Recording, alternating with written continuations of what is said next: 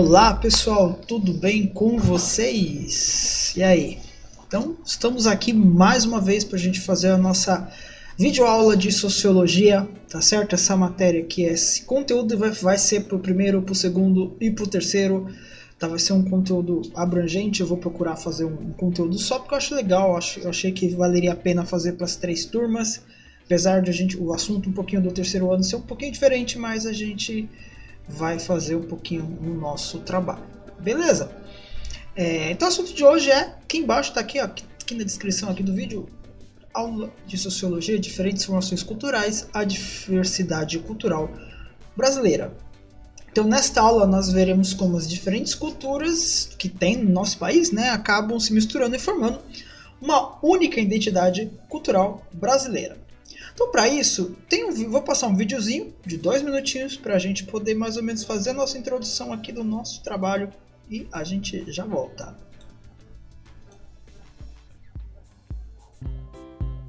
Olá pessoal, sou eu, Thalita. Como vocês estão? Espero que estejam bem. Então, sejam bem-vindos à nossa aula de cultura.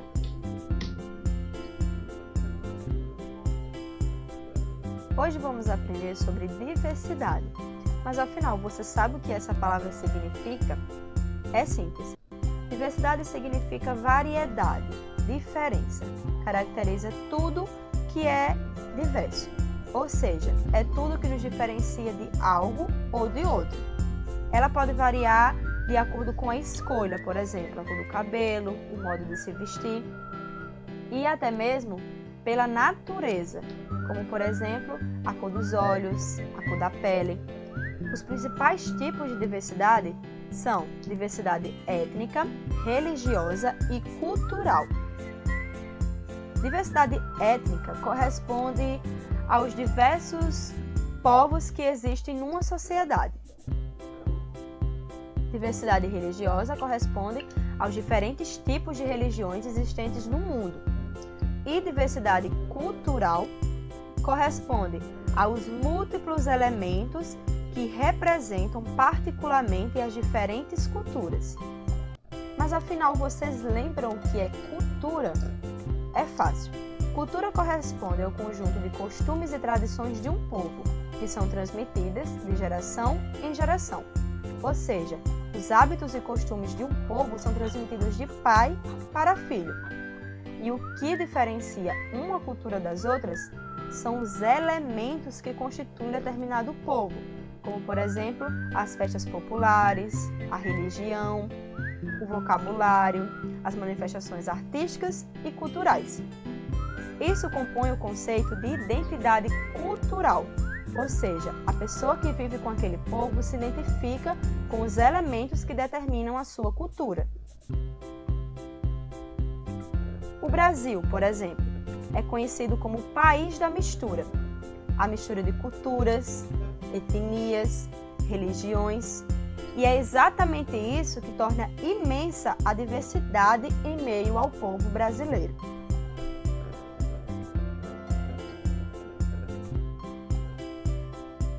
Agora que você conhece um pouco sobre diversidade, que tal responder algumas perguntas? Espero que tenham gostado e até a próxima aula. Então vamos lá pessoal, um videozinho bem bacana, ele dá um resuminho bem legal, né, de como que se junta, né, como que junta tudo e chega na identidade cultural e na diversidade cultural. A diversidade cultural engloba diferenças culturais que existem entre as pessoas, né, tais como linguagem, dança, vestimenta, tradições, heranças físicas e biológicas. A maneira como as sociedades se organizam, de certa forma, né? O termo diversidade diz respeito à variedade e convivência de ideias, características ou elementos diferentes entre si, em determinado assunto, situação ou ambiente, tá bom? Então, o que é interessante é essa variedade principalmente de convivência. A gente pode não parecer, mas a gente vive num caminho de diversidade muito, muito grande aqui, principalmente na nossa cidade. A nossa cidade ela tem um pouquinho disso, ó, ela transmite um pouco disso das cultura italiana, cultura portuguesa, cultura que veio aqui tem muita longa data aqui na nossa cidade. os elementos, né, que mantém isso, o ambiente que mantém isso, tudo isso, essas coisinhas que a gente vai agregando, né? Aqui em Semarada a gente tem gente que veio do Nordeste, aqui a gente tem gente que veio de Minas, tem gente que veio do Rio Grande do Sul. Então, quer dizer, nossa cidade ela compõe, por quê? Ela está numa zona metropolitana onde muita gente vem para cá para poder fazer a vida e de repente acabou fazendo essa miscigenação cultural. Como definir quem realmente somos em meio à diversidade cultural? Olha a pergunta, né? Como definir realmente quem somos em meio à diversidade cultural? Como viemos, enquanto povo e nação, ao longo de nossa história, construindo nossa identidade nacional? Né? Será que temos mesmo uma única e autêntica identidade nacional? Porque, se você para pensar, tem muitos países que têm as suas culturas. Você vai na Itália, você vai comer massa. Você vai na França, você vai comer queijo, vai tomar vinho. Vai em Portugal, toma vinho. Quer dizer, e a cultura de cada país, você vai na Holanda, tem aquelas danças típicas, você vai na Alemanha, tem a Oktoberfest, quer dizer, tem sociedades mais antigas que mantêm determinada cultura de um jeito que quando você olha para o Brasil, fala, mas qual que é a nossa identidade cultural própria? Porque na Bahia come isso, no Goiás dança-se aquilo, no Sul veste-se isso, no Nordeste alimenta-se daquilo. Então, quer dizer, a gente tem uma diversidade tão imensa de variedade cultural que a gente acaba não definindo muito, né? A gente não acaba achando que não tem definição, mas tem. Será que temos mesmo uma única e autêntica identidade nacional? Será? Entender como tudo começou nos levará a compreender a grande diversidade cultural que caracteriza o nosso país, já que a cultura é um dos instrumentos de análise e compreensão de comportamento social. Então, quer dizer, olha que interessante, já que a cultura é um dos instrumentos de análise e compreensão do comportamento humano social, certo? O legado cultural são processos de transmissão cultural, então, que ocorrem ao longo da história, nos quais as gerações mais velhas transmitem às gerações mais jovens a cultura do povo. Muitos sociólogos, historiadores brasileiros, a partir do século XIX, buscaram explicar a formação do povo brasileiro. Vamos mudar minha posição aqui no vídeo.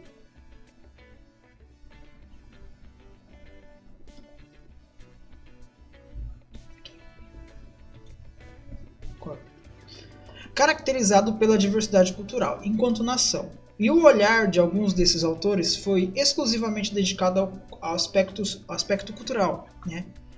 O legado cultural que herdamos dos povos que se misturaram deu origem aos brasileiros. Então, quer dizer, todo o legado cultural que nos foi trazido desde a época do descobrimento do Brasil, inclusive várias culturas que vieram aqui, fez o que nós chamamos de brasileiros. Somos um povo que surgiu de uma grande confluência, miscigenados. Ou seja, o povo foi formado a princípio a partir de uma miscigenação, que foi mistura basicamente de 3 raças, o índio, o branco e o negro. Então nós temos uma mistura de 3 raças aqui, o índio, o branco e o negro. Legal? Vamos lá? Tal diversidade deveria ser motivo de orgulho para nós brasileiros. Aqui o diferente convive lado a lado, certo? Uma das condições para a convivência saudável é exatamente o reconhecimento e respeito pela singularidade, pelo diferente, pelo diverso. Não, uma das condições para a convivência saudável é exatamente o reconhecimento e respeito pela singularidade, pelo diferente, pelo diverso. Olha que interessante, né? No Brasil, provavelmente mais que em qualquer outra nação, cada cidadão é levado cotidianamente a conviver com a diversidade. E que diversidade, né? Isso deveria ser motivo de orgulho, entre outras coisas, pela riqueza que confere a nação brasileira. A nação brasileira tem ela está categorizada assim num espectro de acolhimento, de molejo, de manejo, sabe, o brasileiro todo mundo fala que o brasileiro é malandro, mas é porque, sei lá, é uma coisa muito própria do brasileiro, uma coisa muito íntima nossa. E a nossa convivência, a gente acolhe as pessoas, a gente não faz diferente, a gente abraça, a gente aperta a mão, a gente vai visitar o outro. Muitos países na Europa não têm essas coisas, né? A gente for observar a nossa diversidade cultural, muitos países não têm isso, né? Muitos países não têm essa coisa de você visitar o outro, de você conhecer o outro, né? Você vai na casa do vou lá fazer uma visita e tal. Lá, o povo europeu não tem muito isso, é um povo meio gelado, um povo meio frio, né? Fala-se muito das riquezas naturais brasileiras, mas nunca se falará o bastante da riqueza cultural do nosso povo. Tal riqueza se manifesta nos mais diversos âmbitos, podendo-se mencionar aqui a literatura, a religião e a música. Foi na miscigenação, nessa mistura, que o brasileiro encontrou a força que vem de sua capacidade de improviso, é o que eu acabei de falar, de sua infinita criatividade que torna apta a encontrar formas de driblar as dificuldades, é o molejo que eu falei aqui, mesmo em situações mais periclitantes e desesperadoras. Então o brasileiro sempre acha um jeito, ele sempre acha um jeito de resolver os seus problemas, né? O brasileiro sempre acha um jeito. Pessoal, eu vou até colocar, eu vou também estar na imagem aqui, que eu achei bacaninha, que é bonitinho, fiquei no fundo legal. Então vamos lá. A cultura está em quase tudo. Então vamos fazer aqui, vamos dar uma analisada aqui. Essa aula é só uma introdução. Ela é uma aula, vai ser uma aula introdutória ainda. Acho que eu vou falar mais desse assunto, tá, gente? Vou falar um pouquinho mais, certo? Essa aula vai durar aqui uns 15 minutinhos, tá? É o suficiente pra gente fazer a nossa introdução de hoje, tá bom? A cultura só pode existir no plural. Em uma comunidade, há inúmeras culturas em movimento, em integração. Cada sujeito é uma síntese completa da presença da diversidade cultural no mundo.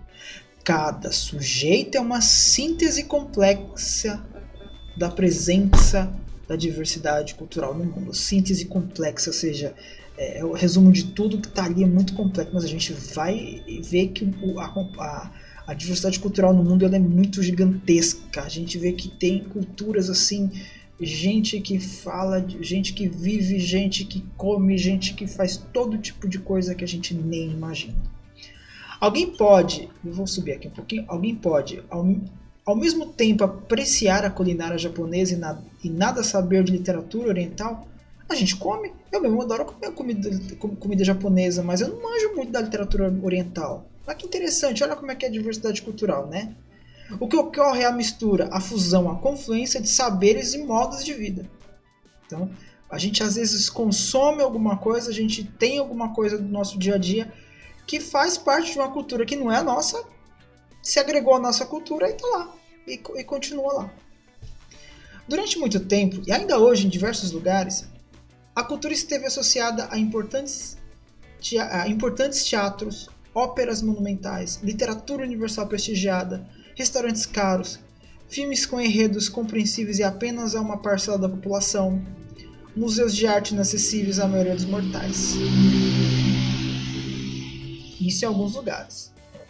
Porque a gente tem realmente, a gente pode falar assim, ó, filme com enredos compreensíveis a apenas uma parcela da população. Tem filme aí que muita gente não entende. De repente você passa o filme numa sociedade mais afastada do nosso planeta, eles pode ser que não entendam, né? Tudo bem. O sujeito culto era, antes de mais nada, um indivíduo endinheirado. Olha que interessante. O sujeito culto era, antes de mais nada, um indivíduo endinheirado. Em contraste, era tido como inculto aquele que não pudesse frequentar programas culturais considerados sofisticados.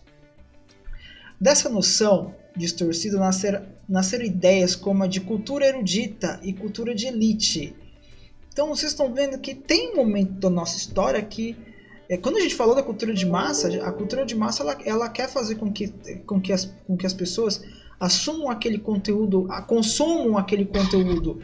E muitas vezes tem coisa, e esse fator dentro da cultura gera esse tipo de coisa, né? Sujeitos cultos, sujeitos engenheirados, gente que tem condições de conhecer, de ver outros ambientes que muita gente não consegue. Em contraste, era tido como a pessoa que não consegue é inculta. Ele disse assim, ó, em contraste era tido como inculto aquele que não pudesse frequentar programas culturais considerados sofisticados. Olha que interessante. Outras noções de cultura seriam popular. massificada, considerada por alguns como menor e insignificante. Outras noções de cultura seriam popular. Cultura popular, massificada, considerada por alguns como menor e insignificante, mas não é. Você tem aquela festinha lá no interior da Paraíba, de Pernambuco, que aquela regiãozinha vai que o pessoal gosta. Você tem aquele festival ali no Rio Grande do Sul que só vai uma parcelinha do povo, mas o povo fica ali. Você tem alguns festivais que tá naquela região, ou seja, não interessa, cada cultura ela vai dar valor àquilo que ela vive naquele momento. A sociologia nos ensina a ver a cultura como uma expansão das singularidades. O que é a expansão das singularidades? O modo como as pessoas se relacionam. O que é a expansão da singularidade? É aquele pedacinho da cultura que está ali, que vive ali, e ali está, e ali faz referência.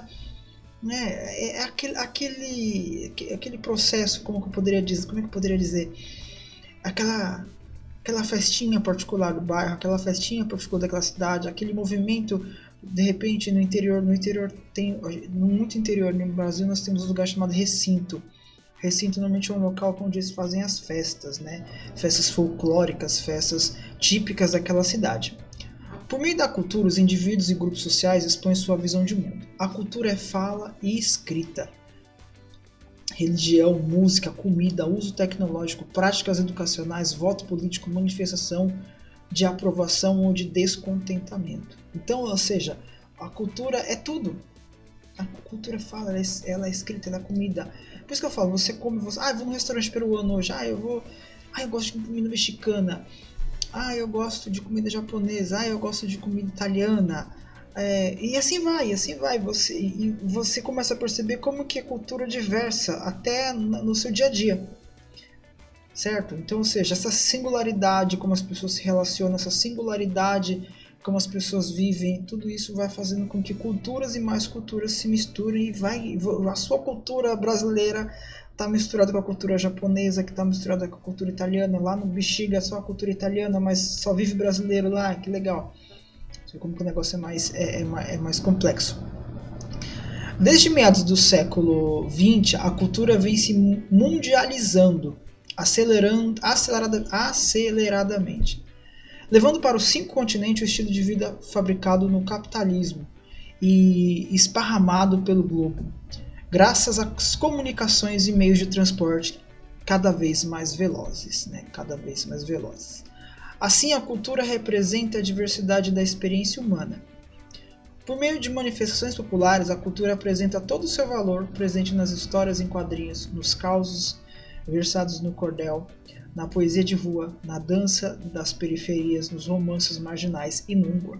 A cultura, enfim, está no ato de ler este livro de sociologia e a partir dele reivindicar um lugar ao sol. Olha que legal, né? Você lê sociologia e você quer realmente um lugar ao sol, né? É muito interessante essa postura que ele nos coloca, né? Vamos pegar aqui. Vou colocar aqui. Deixa eu ver aqui.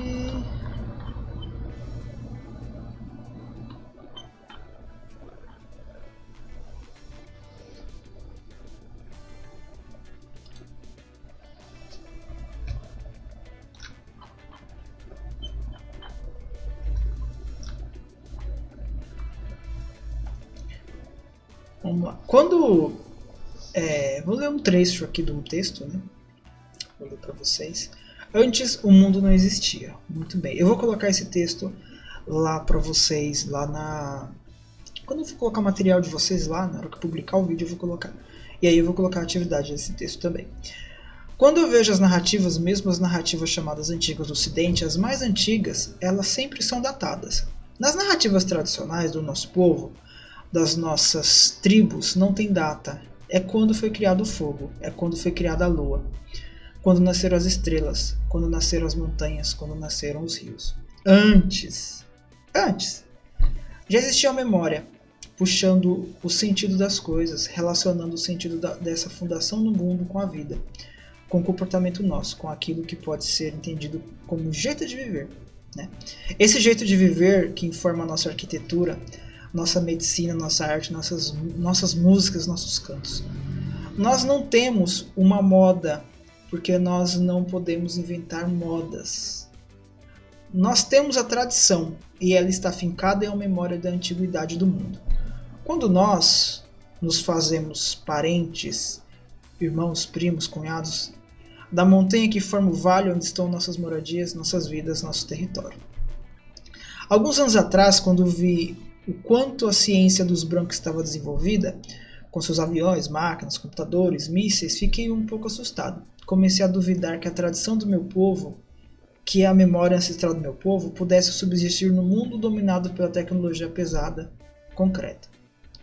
E que talvez a gente fosse um povo como uma folha que cai, e que nossa cultura, nossos valores fossem muito frágeis para substituir no mundo preciso, prático, onde os homens organizam seu poder e submetem a natureza, derrubam as montanhas. Onde o homem olha uma montanha e calcula quantos trilhões de toneladas de cassiterita, bauxita, ouro ali pode ter, né? Ele olha para a montanha, quanto ouro ele pode ter.